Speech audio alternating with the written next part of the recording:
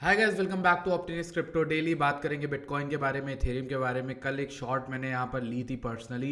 116,200 पर एंट्री थी, 113,700 पे इसमें 105% बन रहा था। ये पूरा डंप जो होता है ऑलमोस्ट $3,000 का या फिर $2,700 का कुछ हो जाता है।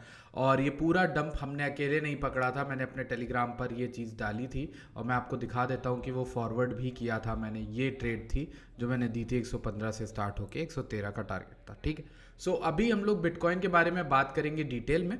मैंने आपको शुरू में ये चीज़ क्यों बताई, इसलिए ताकि आप ये जो टेलीग्राम है इसकी लिंक डिस्क्रिप्शन में है, ज्वाइन कर लो क्लिक करके। ठीक है, ताकि आपको भी ये ट्रेड्स मिलती रहें, जितनी भी ट्रेड्स मैं वहाँ पर शेयर करने वाला हूँ। Right, so sir let's go ahead into the video. Bitcoin की बात करते हैं, क्या लग रहा है क्या नहीं लग रहा है। डेली के टाइम फ्रेम में खोलते हैं चार्ट को। डेली के टाइम फ्रेम में मनी फ्लो जस्ट पॉजिटिव हुआ है, विच इज़ गुड साइन। पहला पॉजिटिव साइन हमें मिल रहा है। मार्केट ने यहाँ पर डबल ग्रीन डॉट्स दी थी और अगर हम लोग नोटिस करें तो हमें देखने को लगता है कि यहाँ पर आरएसआई जो है वो एक रिवर्सल बना के ओवरसोल्ड से पॉजिटिव होना चाह रहा है। ठीक है, अभी के लिए ये साइंस ठीक है। चलो अब नेक्स्ट चीज़ देखते हैं ईएमएस को। डेली के ईएमएस में 200 ईएमए के ऊपर होल्ड करते हुए मार्केट ऊपर बाउंस कर रही है। अभी सारे ईएमएस को इसने क्लियर कट क्रॉस कर लिया है। मैंने आपको लास्ट वीडियो में ये बताया था कि जो ईएमए है वो 20 या 50 वाली बची हुई थी, उनको भी इसने यहाँ पर होल्ड करके मतलब ऊपर आ गया मार्केट। ठीक, तो इसके ऊपर आ गया है। सो अगर हम ईएमए वाइज देख लेते हैं तो फिर ये चीज़ थोड़ी सी बुलिश हो जाती है। ठीक, अब इसके बाद इसने क्या किया है, कल की डेली कैंडल थोड़ी सी हमें बेरिश दिखी, स्पाइक बनाते हुए देखे नीचे दिखा और ये थोड़ा बहुत सेलिंग प्रेशर ज़रूर लाया हमारे लिए। बट ये जो आज की कैंडल है इसमें नीचे की विक बना के ऊपर उठ रहा है, which is bullish. Second bullish point हमें देखने को मिल रहा है। ठीक, अब अगर हम लोग देखें यहाँ पर डेली के बाद लेट सपोज हम वीकली में भी कुछ चीज़ें क्लियर कट करने के लिए देखते हैं। लेट सपोज ये इंडिकेटर मैं यहाँ पर ऑफ कर देता हूँ। तो अब अगर हम क्लियर कट लेवल्स देखें, मैंने आपको पहले से बना के रखे, ये लेवल बहुत सटीक था हमारा जब 123 125 चल रहे थे और क्या बेहतरीन वहाँ से डंप आया। और फिर हमारे पास सिर्फ एक लेवल और ड्रॉन है, वो लेवल है 116 से 117 का, बस। और कुछ नहीं देखना आपको चार्ट में। देख रहे हो मैंने सिर्फ 3 सफ़ेद जोन्स बना के रखे हैं, बस इन्हीं से ट्रेडिंग कर रहा हूँ जब जितनी भी कर रहा हूँ। ठीक, तो अब अगर हम लोग इसके अनुसार देखें तो हमें यहाँ पर इस जोन से इस वाइट जोन से इस वाइट जोन तक का बाउंस मिला है। अगर हमें गलती से भी यहाँ पर 116,700 या 117,800 मिलेगा तो मैं वहाँ पे एक रीटेस्ट या रिजेक्शन देखने की कोशिश करूँगा। मैंने तो ऑलरेडी शॉर्ट लेकर रखी है, मैं उसमें ऐड कर लूँगा अगर वहाँ तक का हमें मिलता है। ठीक, अब ये पूरा प्लान कैसे वर्कआउट करता है, अगर हम पूरे टॉप से पूरे बॉटम की विक्स देखते हैं तो हमें एक गोल्डन पॉकेट का जोन दिखता है। इसी में मैं अगर 0.5 का लेवल भी ऐड कर दूँ लेट सपोज, ठीक है, तो हमारा ये एक जोन बन जाता है, ब्लू वाला जो एरिया बन रहा है। यहाँ पर हमको देखना है कि किसी तरह से मार्केट जाती है ऊपर और रिजेक्ट करती है, तब नीचे गिरना कंटिन्यू करेगी। ठीक, ये हमारा वीकली और डेली टाइम फ्रेम में एनालिसिस हो गया। अब लेट्स गो इनटू द 4 घंटे की टाइम फ्रेम।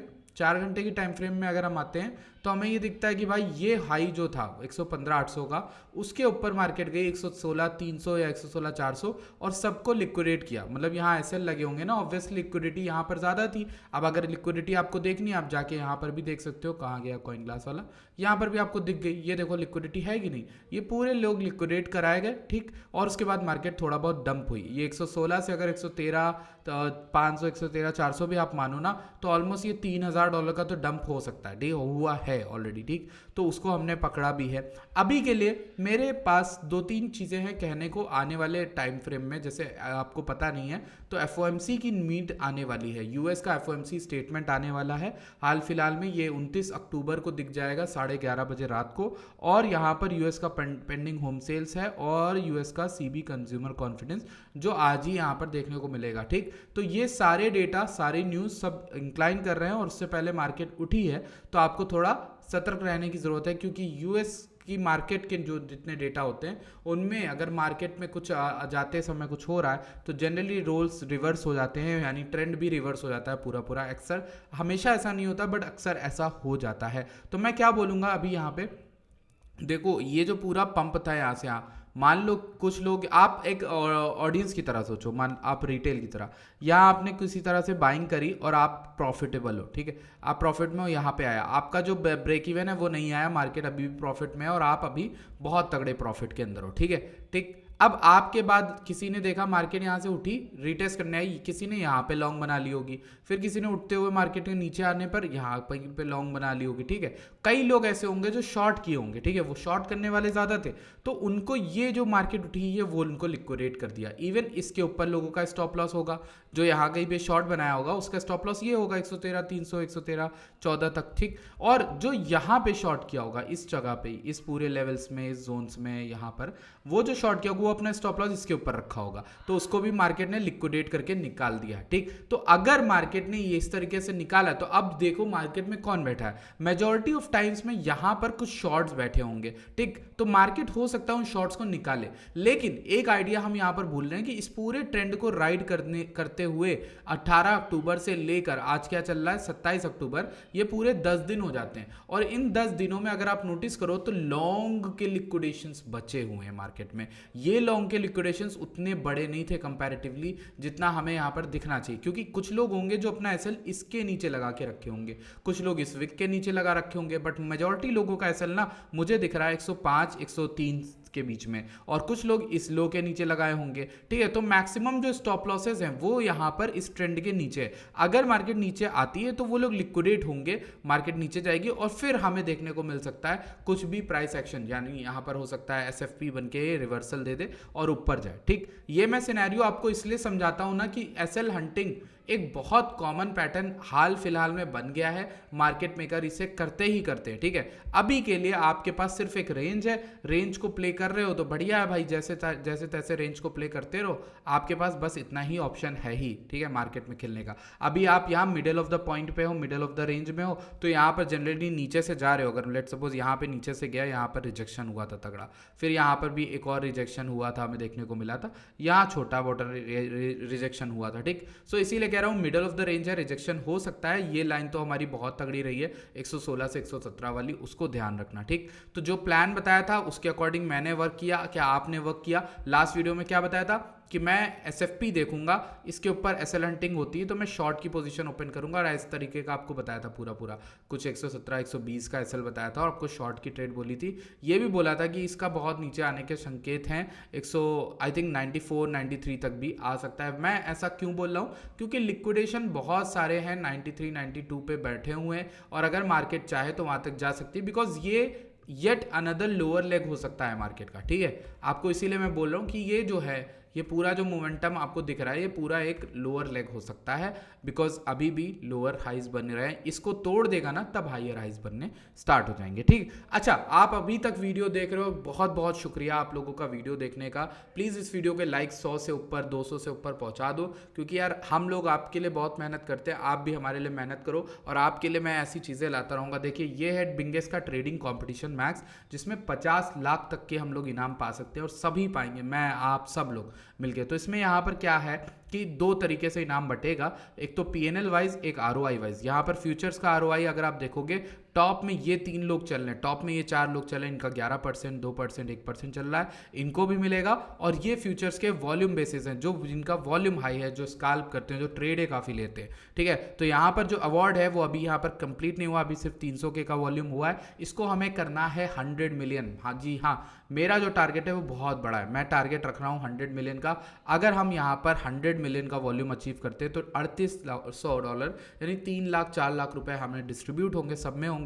और अगर हम किसी तरह से 900 मिलियन का वॉल्यूम करते हैं, जो मुझे लगता है हो सकता है, अगर एक बंदा 10 मिलियन 5 मिलियन वॉल्यूम करता है तो हो सकता है इजीली, ठीक है। तो कोशिश करते हैं कि इसमें 25 लाख वाला इनाम लेने चलें और सबको ये इस तरीके से डिस्ट्रीब्यूट हो जाएगा, ठीक है। तो कोशिश करना, डिस्क्रिप्शन में आपको लिंक मिलेगी कैंपेन की, साइन अप करके सिर्फ बिंगेक्स पे ट्रेड करना और कुछ नहीं करना इसके अलावा, ठीक। और कॉन्टेक्स्ट में ऑब्वियसली पार्ट ले लेना, ठीक है। सो ये एक चीज़ हो गई। Let's go on into the weekly time frame. Bitcoin का एक क्लियर कट रॉ एनालिसिस भी देख लेते हैं। जब हम रॉ एनालिसिस देखते हैं मेरे भाई, तो यहाँ पर वीकली में आपको एक चीज़ तो बहुत क्लियर दिख रही है भाई, मुझे वीकली का आरएसआई नहीं पसंद आ रहा, और मैं एक आरएसआई ट्रेडर रहा हूँ। मुझे कोई भी जो नूब वाले इंडिकेटर होते हैं उनमें मुझे कुछ भी नहीं पसंद है, बस सिर्फ एक आरएसआई को मैं बहुत मानता हूँ। सिर्फ इसको मैं अपना भाई, छोटा भाई, जो भी कह लो, मानता ज़रूर हूँ और इसको इग्नोर नहीं करता हूँ। तो अगर मुझे बढ़ती मार्केट में अगर इस तरीके का आरएसआई दिख रहा है तो आई वुड से कि अगर आप बहुत लंबे उम्मीद लेकर मार्केट में आए हो तो प्लीज़ भाई दूर रहो। अभी के एक बहुत बेहतर टाइम नहीं कि आप स्केल इन करना स्टार्ट करो। बेयर मार्केट आएगी तो पक्का मैं बाइंग करवाऊंगा, मैं आपको बताऊंगा कहाँ पे लेना। अभी ये मंथली टाइम फ्रेम 2 वीक या मंथली टाइम फ्रेम आप देखो ना, एग्जॉस्शन वाला लग रहा है, ठीक है। तो ऐसे में आप बाइंग करोगे, ठीक है, मैं कह रहा हूँ चलो आपके कहना, आपकी बात सच है, मैं गलत हूँ।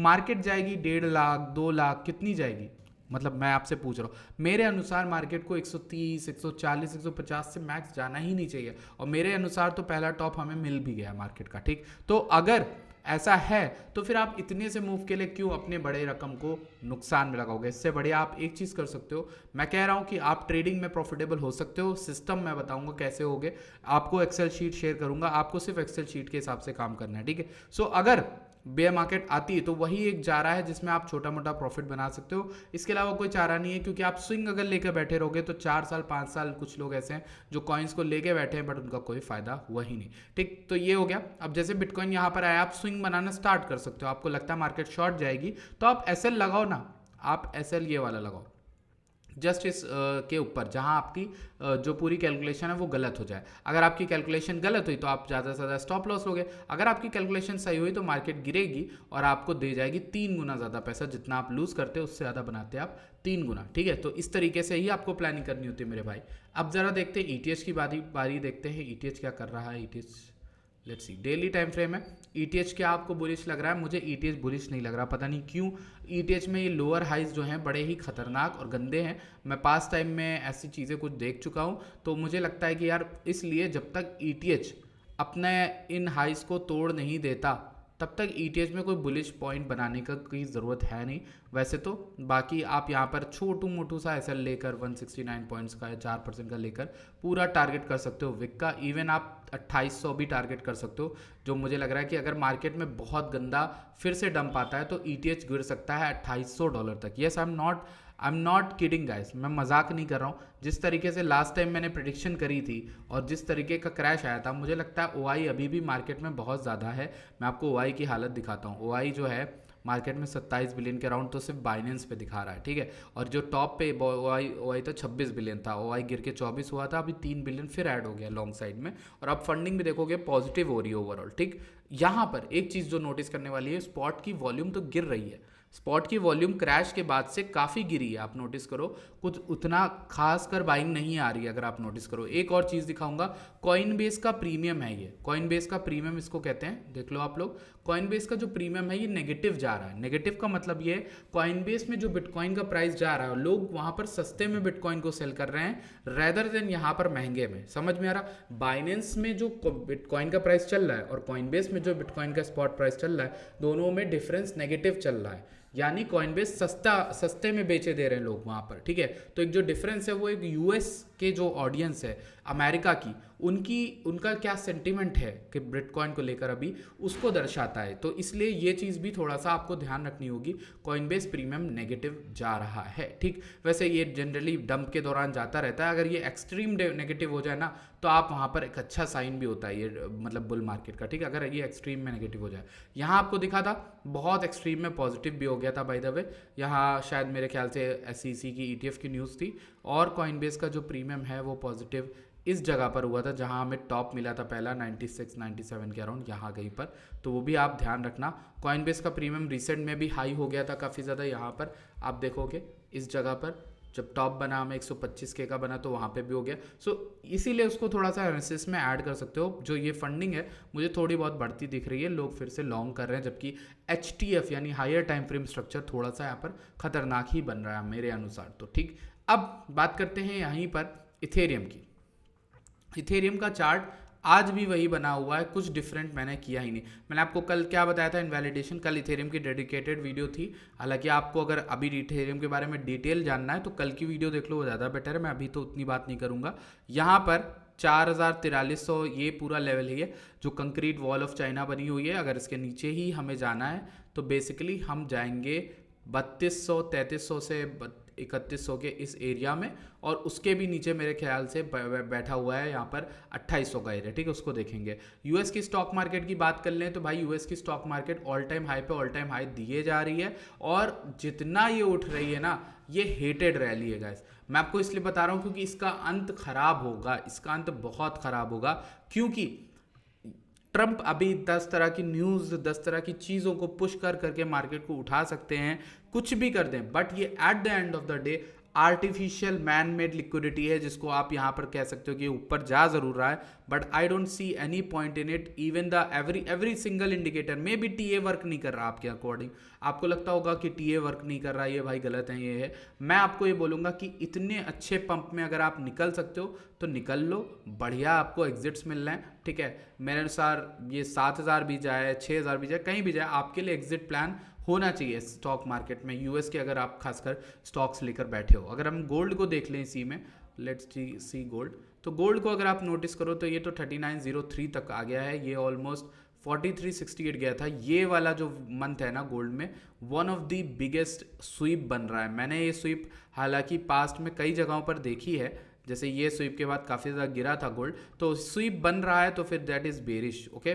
सो अगर ये बेरिश है तो फिर आप गोल्ड में थोड़ा सा अवॉइड करो, और गोल्ड अवॉइड गिर रहा है तो फिर बीटीसी में थोड़ी बाइंग आ सकती है, बट ये गिर क्यों रहा है ये जानना ज़रूरी है। अगर गोल्ड गिर रहा है, यूएस की स्टॉक मार्केट उठ रही है, तो बिटकॉइन को टेक्निकली उठना चाहिए, बट बिटकॉइन उतना मजबूत लग ही नहीं रहा है, और इसके पीछे रीज़न कुछ और हो सकता है। अब क्या रीज़न है वो हमें आने वाले टाइम में पता चलेगा एफओएमसी पे, जब पावेल बोलेंगे और बताएंगे रेट कट्स के बारे में। अगर रेट कट होती है हमारी और अच्छी खासी रेट कट होती है तो बीटीसी हो सकता है शॉर्ट टर्म में पुल बैक लेकर अच्छा खासा पंप करने की कोशिश करे, ठीक। तो उसके लिए भी हमको रेडी रहना है। याद रखना गाइज, इस ट्रेडिंग कॉम्पिटिशन में अगर आप पार्ट लेते हो तो पार्ट लेके आप पूरा जो पाए है, यानी जैसे समझो एक पिज्ज़ा सबको बंटने वाला है, ठीक है, लेकिन अगर आप कंपटीशन में हिस्सा लेते हो तो वो पिज्ज़ा बड़ा हो जाएगा, ठीक है। तो जो जितना भी बड़ा जो स्लाइसेस लोगों को, एक पर्सन को मिलेगा, वो स्लाइस बड़ी हो जाएगी। तो जितने भी ज़्यादा लोग इसमें जुड़ते हैं उतना ही आपका फ़ायदा है ओवरऑल, ठीक। सो यहाँ पर आप अभी अब 9-10 लोगों को देख सकते हो, but I think I want you gas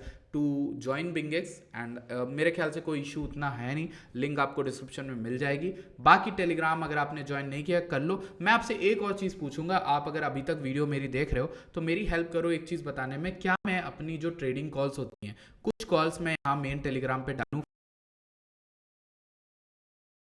तो अगर विश्वास हो तो आप प्रो ट्रेडर्स में जुड़ो, और मैं आगे कुछ करना चाह रहा हूँ आप लोगों के साथ जुड़ के। तो अगर आप लोगों को चाहिए तो आप बताना ज़रूर। आपका रिस्पॉन्स इस वीडियो के लाइक्स में दिखना चाहिए, यानी 200 लाइक्स, 250, टेलीग्राम पर डालना स्टार्ट करूँगा कुछ, ठीक है। सो आपको अपडेटेड मिलती रहेंगी।